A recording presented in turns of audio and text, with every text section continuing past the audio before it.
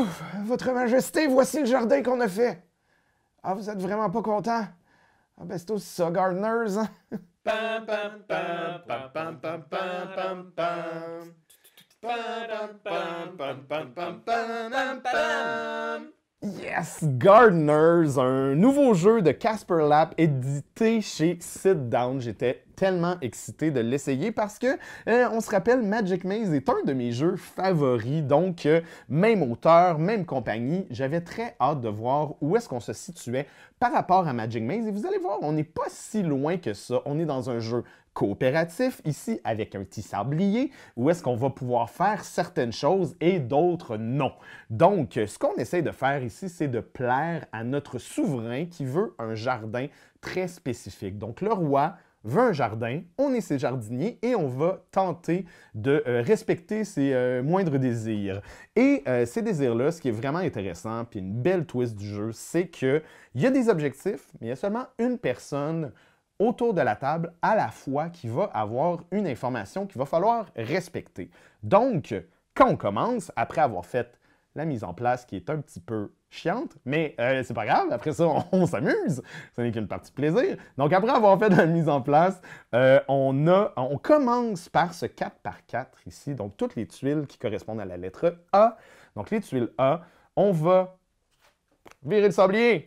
Go! 15 minutes en jeu et un des joueurs va prendre un des objectifs. Ici, par exemple, on veut que les arbres et les petites fleurs ou les arbustes se touchent. Donc, que 6 arbres et arbustes se touchent. Bon, déjà, vous voyez un petit bug du jeu, c'est que déjà, dans la mise en place de base, c'est respecté. Donc, on pourrait déjà dire, le roi est content, parfait. On garde la carte devant nous et le prochain joueur va prendre un nouvel objectif. Et là, on sait que c'est une information par rapport à deux trucs qui ne doivent pas se toucher. Peut-être qu'éventuellement, ça va venir en contradiction, une carte avec l'autre. Ça fait partie du plaisir de déduire que les choses ne pourront pas se faire. Donc, on va défausser une carte qui va nous valoir un point négatif. Mais concrètement, qu'est-ce qu'on fait? Il n'y a pas de tour de jeu. Comme dans Magic Maze, on joue comme on le veut. On peut faire une des deux choses suivantes. Soit on prend une tuile qui est disponible.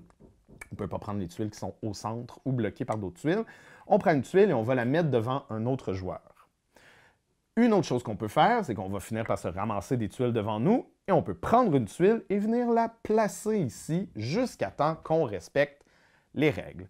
Ça va faire en sorte qu'il y a plusieurs dynamiques qui vont se développer autour de la table. Il va y avoir une des dynamiques qui me fait beaucoup rire, qui est j'enlève quelque chose, je le mets devant quelqu'un, la personne le met, c'est pas la bonne affaire, tu l'enlèves, tu le remets devant quelqu'un. Ça, c'est sûr, ça va arriver dans votre partie. J'essaye des trucs, j'essaye, je me trompe, j'essaye, je reviens. C'est très drôle. Une autre chose aussi qui peut être un peu plus frustrante, c'est si on joue à 3, par exemple, autour de la table, ça se peut que quelqu'un catch plus vite et verbalise. Tu sais, que j'aille ça devant moi, puis là, la personne, elle fasse comme « OK, fait que les arbres, il ne faut pas qu'ils soient à côté des fleurs, ou whatever. » Tu as le droit de donner de l'information. Évidemment, la personne qui sait la réponse n'a pas le droit de le dire, mais on va avoir certaines personnes qui vont catcher plus vite que d'autres, et ça va faire en sorte que, évidemment, je vais donner à cette personne-là la tuile, puis je peux essayer de la donner à l'autre personne, mais l'autre personne, ça se peut qu'elle se trompe. Donc, peut-être qu'il va y avoir un genre de jeu de préférence qui va se développer autour de la table. Ça, je trouve ça un petit peu moins le fun, parce que, des fois, tu peux te sentir un peu largué, un peu genre, OK, on est 3, mais c'est les deux autres personnes qui jouent, puis moi, je joue peu, ou je joue moins, ou ce que je suis en train de faire, c'est tout le temps en train de briser le jeu.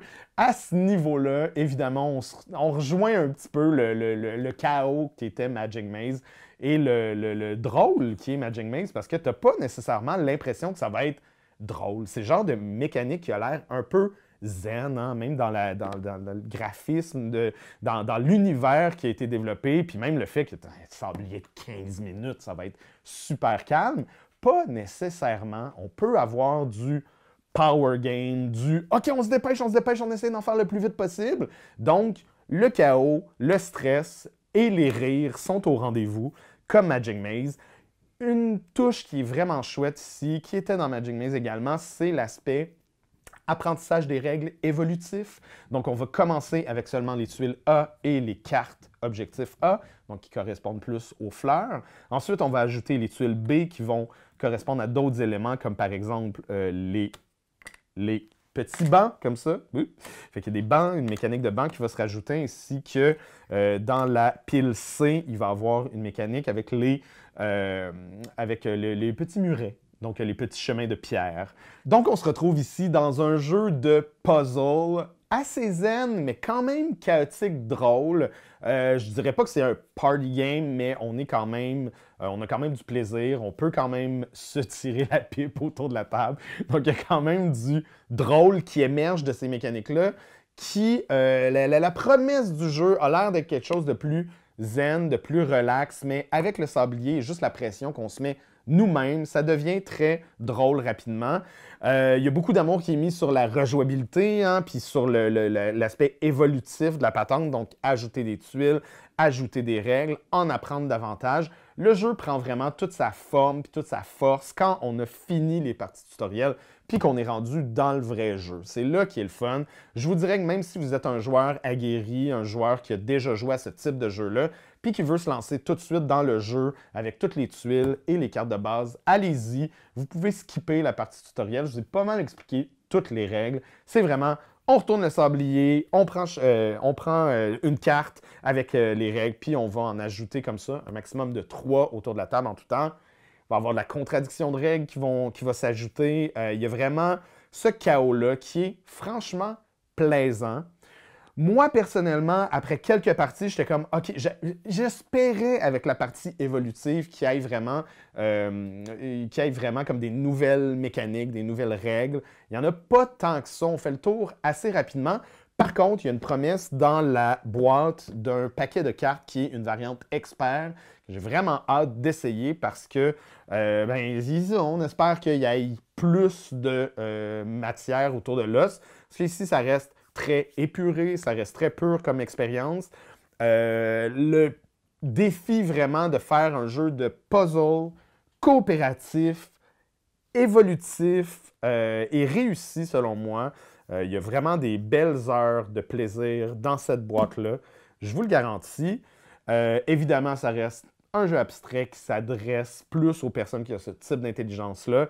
Donc, ça peut frustrer certaines personnes, mais ça, vous le savez déjà, vous venez de regarder la vidéo, puis vous le savez que c'est pas pour vous. Vous avez déjà joué à Magic Maze, puis ça n'a pas marché, puis vous êtes choqué après tout le monde. Allez voir autre chose. Voilà. Donc, c'était Gardeners, un petit jeu plutôt zen, mais vraiment pas tant, finalement.